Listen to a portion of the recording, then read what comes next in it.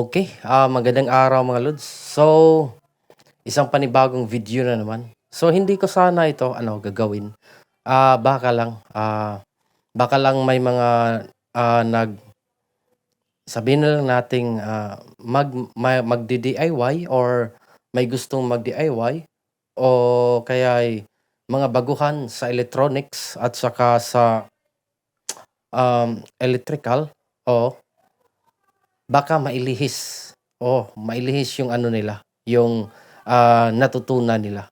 So hindi ko sana 'to gawa ng video, pero need ko 'to kasi yung comment niya is makikita in public o baka may mga nagdi-DIY diyan na maniniwala na sa isa sa mga comment niya na ang PWM raw at saka MPPT ay pareha lang.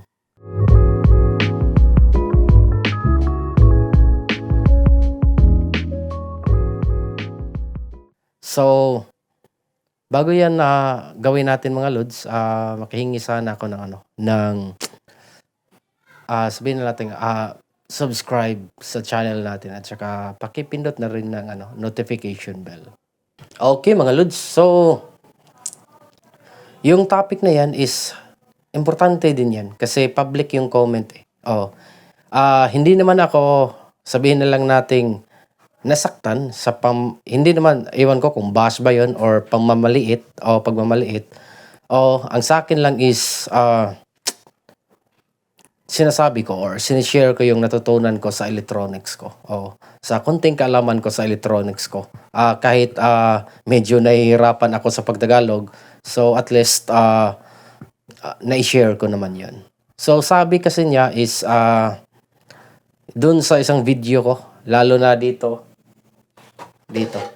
sa controller na ito, na may nakalagay na MPPT pero hindi ito true MPPT. So in short, this is a PWM solar charge controller.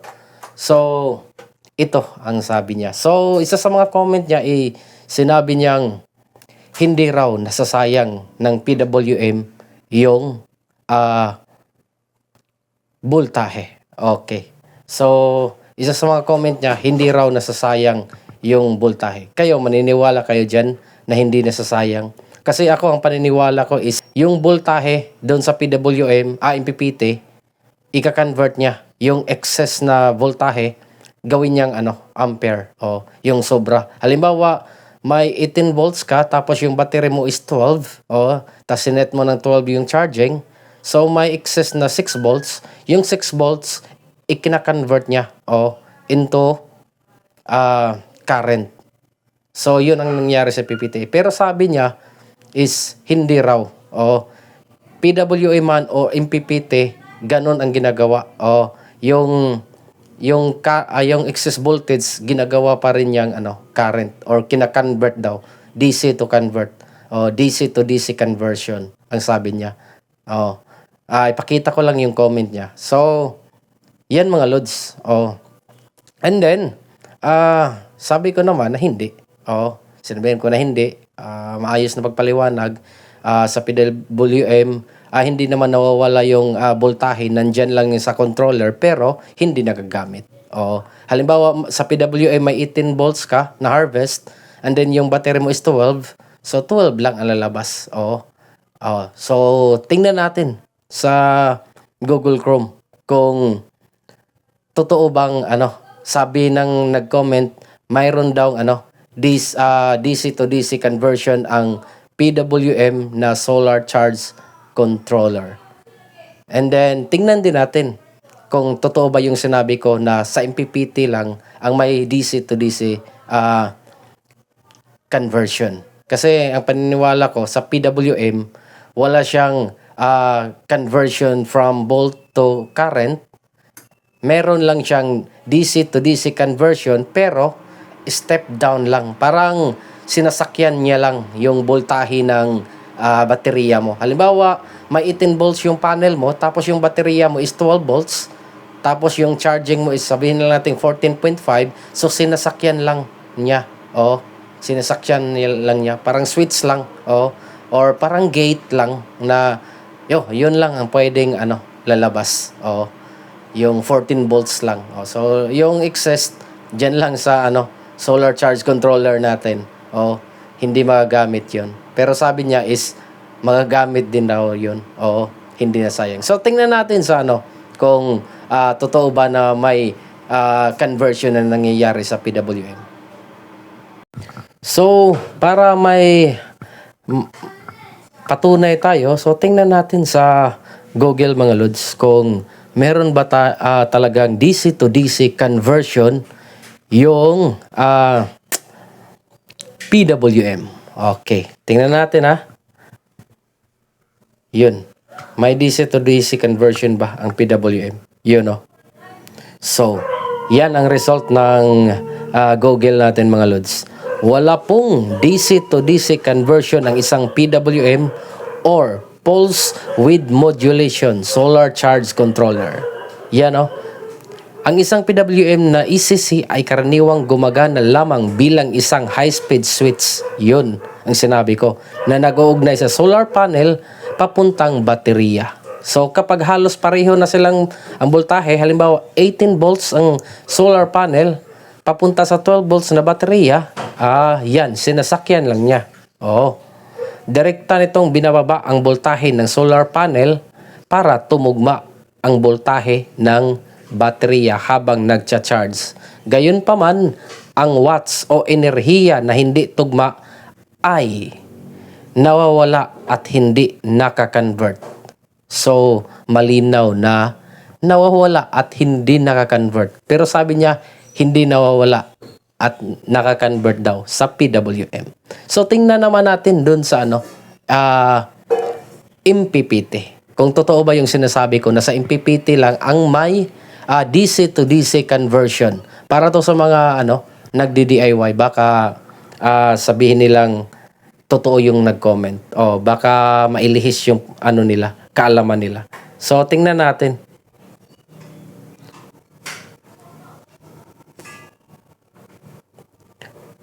Yun. May DC to DC bang conversion sa MPPT controller?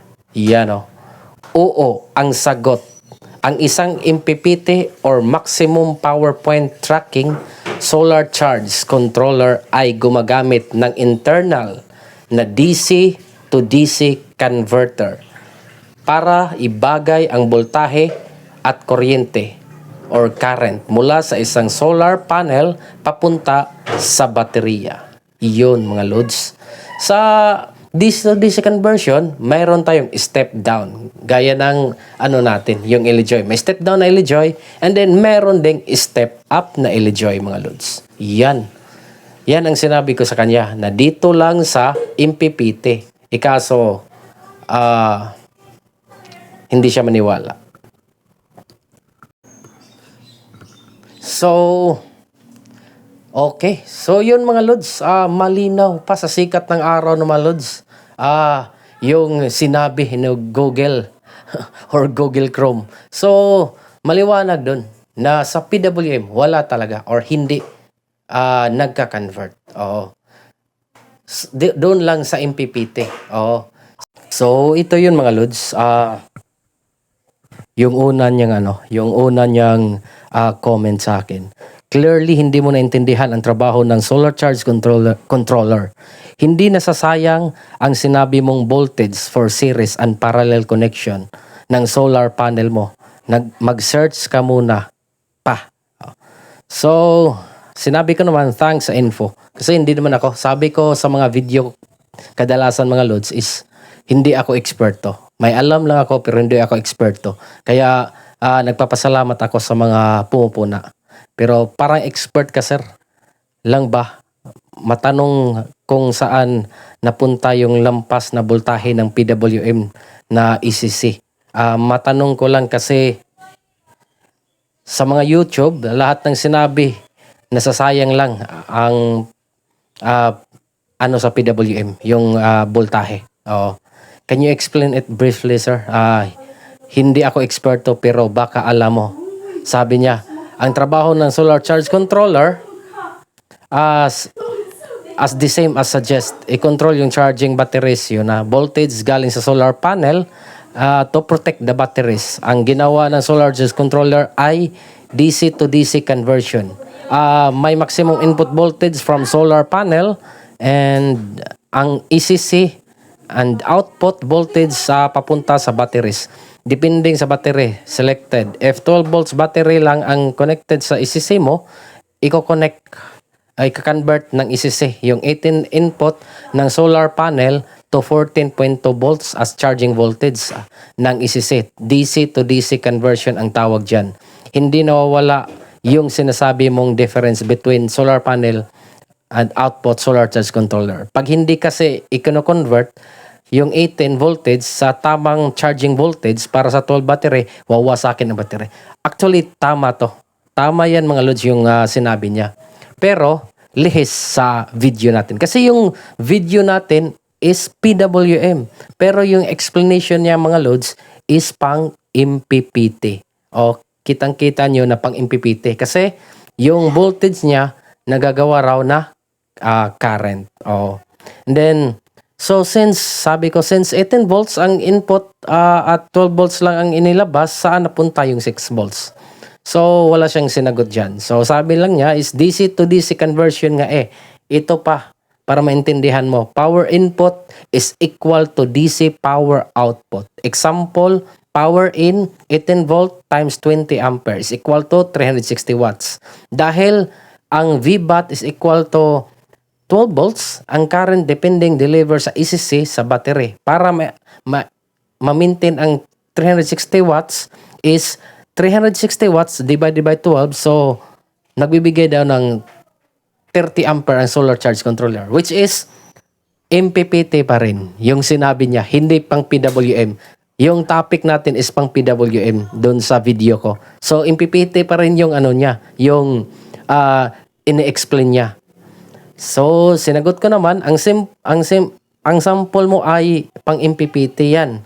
Alam mo ba na dalawang klase or example yung solar charge controller, MPPT at saka PWM. Kaya no to DC-DC conversion, yung unang minuto pa lang, pinaliwanag ko na hindi totoong MPPT yung video ko. So, PWM, maliwanag na PWM.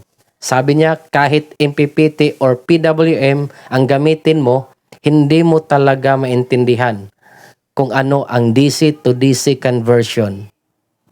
So, sinabi ko na niya before pa, ang kaso lang, hindi siya maniwala kung natotoo yung sinasabi ko. Oo. Hindi ka dapat nagpo-post ng video about electrical or electronics. Sagutin mo ito. Anong mangyari sa battery mo kung 18 ang maging charging voltage ng ECC mo sa 12 battery? Mag-aral ka pa. Doon ako natawa kasi lumihis yung ano niya, lumihis yung comment niya. Kaya sinabihan ko na lang siya, kung pareha ang PWM at MPPT, bakit may dalawang klase ang solar charge controller? Kaso hindi niya sinagot yan. Ang sagot lang niya is, aralin mo muna yung DC to DC conversion. No-brainer yung tinatanong mo sa akin. So, hindi niya masagot yung tanong ko. Kasi, iwan ko kung may alam siya or hindi niya talaga alam yung MPPT at saka PWM mga lods. So, yun lang. So, yun mga lods. Mag-aral daw tayo. Kaso, napag-aralan ko na yun. May konti akong alam kasi electronics din ako dati. Nakapag-aral ako doon ng, hindi naman 4-year course sa STI. More on digital and then, yun, electronics namin. So, kaya mayroon akong konting alam sa electronics. Kaya hindi ako madaling, sabihin na natin mailihis yung paniniwala or maluloko based lang sa mga comment. And then before din ako gumawa ng ganito, nag-DIY ng solar setup mga lods. Ito yung final namin. Yung final project namin dati is renewable energy. So hindi pa nauso yung solar, medyo may konti na akong alam. Okay, so yun mga lods, iwan ko lang kung buzzer yun or gusto lang siyang magbahagi ng ng kaalaman niya. Kaso, ibinahagi ko rin yung kaalaman ko. Sinubukan ko naman natanggapin yung kaalaman niya, pero nung nagbahagi ako ng kaalaman ko rin, ikaso hindi niya matanggap na mali siya. Yun ang mga taong sabihin na lang nating wala talagang matutunan. Hindi matututo yung mga ganung tao, mga lods. Yung hindi makinig or hindi mag-accept ng ng idea sa iba, or hindi niya maitimbang kung sino yung tama. Kaya mga lods, sa mga baguhan dyan na nag-DIY or baguhan sa mga electronics, isa lang ko sa inyo, matuto kayong makinig sa mga sinasabi, mga lods. Hindi sa akin or sa mga kaibigan nyo, lahat ng nagsasabi. And then filter it out kung ano lang yung maganda or ano yung totoo. Na sabihin na natin na find out mo na totoo at saka ano yung hindi. So, tanggapin mo yun. So, yung paliwanag ko naman, malinaw na may basihan tayo sa Google naman, pero sinabi ko naman sa kanya na bigyan mo ako ng basihan mo, pero hindi siya nagbigay sa akin ng basihan. Ang gusto lang niya is yung niya, nalalaman niya. Pero hindi ko alam kung para sa inyo, sinong may mali, ako ba or kanya. Kaya ginagawa ko tong video na to, hindi lang pambaba sa kanya kasi hindi naman natin makita yung kung sino siya. Ang sa akin lang is wag malihis yung mga yung mga nagtitiwala sa akin, nagtitiwala sa tutorial natin, hindi sana malihis yun ng paniniwala. Kasi baka may makakita doon sa comment na yun, baka bibili ng PWM kasi akalain mong tama yung sinabi niya na yung PWM at saka MPPT is pariha lang. May DC to DC conversion or voltahe to current na conversion na nangyayari. Which is, sa Google naman ay hindi sinabi. Sumasakay lang yung PWM sa voltahe ng baterya. No conversion. In short, sinabi pa dun sa Google na nasasayang lang. Gaya ng sinabi ko. So, before din ako research niya, naggumawa ng mga solar setup, alam ko na yan nung nag-aaral pa ako. Kasi yun din, sa amin nga dati is kami pa mismo yung gumagawa sa DC to DC conversion. Kami pa mismo yung gumagawa ng mga buck converter, yung mga LM series na mga transistor dyan, mga LM series, mga electronics dyan, alam kong na alam niyan. LM317, LM7805, 7812, yun na mga piyesa. Alam nyo yan, yung mga DC to DC na mga converter na mga piyesa. So, yun lang mga lods. Sana kung umabot kayo sa video puntong ito, makihingi sana ako ng subscribe ulit at saka like ng natin, ng video natin. Tsaka pindutin na rin yung notification bell para stay updated tayo mga lods. Thanks for watching. Bye-bye.